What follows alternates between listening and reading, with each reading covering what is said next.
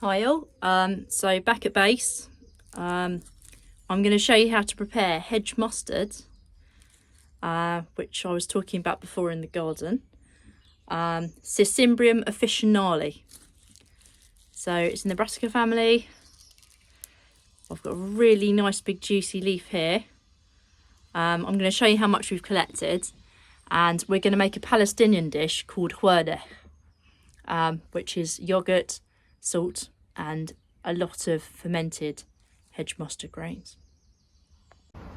So a bit further on by this dog poo bin, we won't be picking this one, reference only.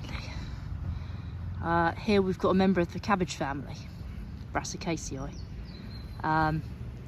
This is what's known as a hedge mustard. Sisymbrium is the Latin name. And it has, you'll see quite a lot of these, it's very common. It's got a sort of flattened lobe at the end. Typical cabbage family type leaf. I'll take one of these off to show you. So, a very deeply lobed leaf. Not quite pinnate, still little bits of it along the stem. So it is one whole leaf, you know, it's not leaflets.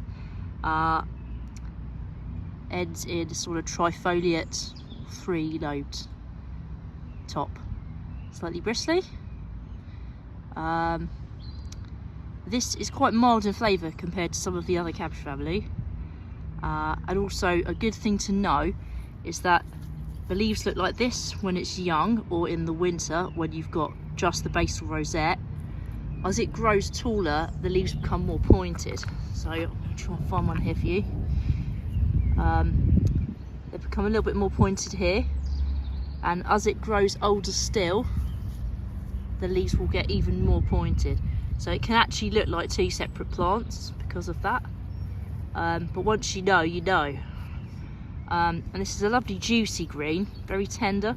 So this is a really good one for salsa verde, for sauces. What else have I know? Stir fries, because it really doesn't need much cooking.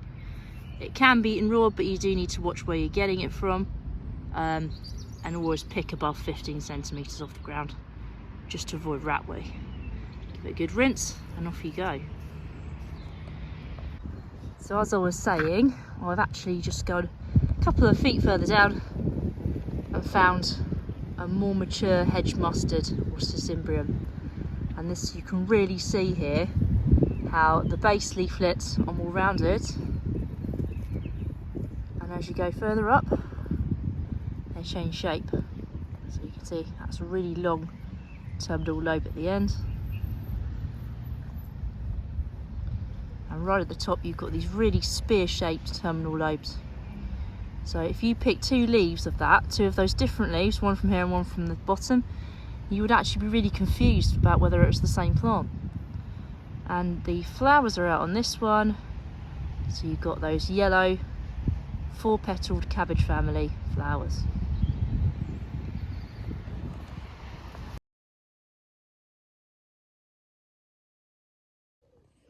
So here I've started chopping as finely as I can some hedge mustard greens.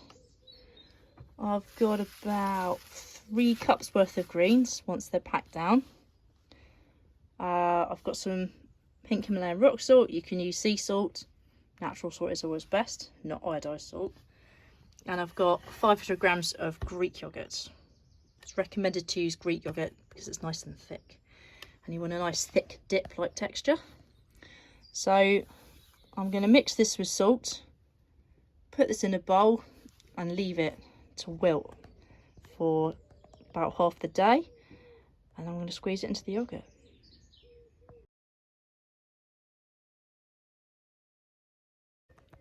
So I've put a little sprinkle of salt in, and then each handful of greens I chop up, massaging the salt into the leaves. I get a delicious peppery smell, reminding you this plant is a brassica. Really lovely peppery taste, this one. Okay, so now I'm going to leave this hedge mustard with salt to break down, and I'll sort of extract its juices for Wow, the recipe does say 5 hours. Seems rather long, but we'll see. It's a sunny day.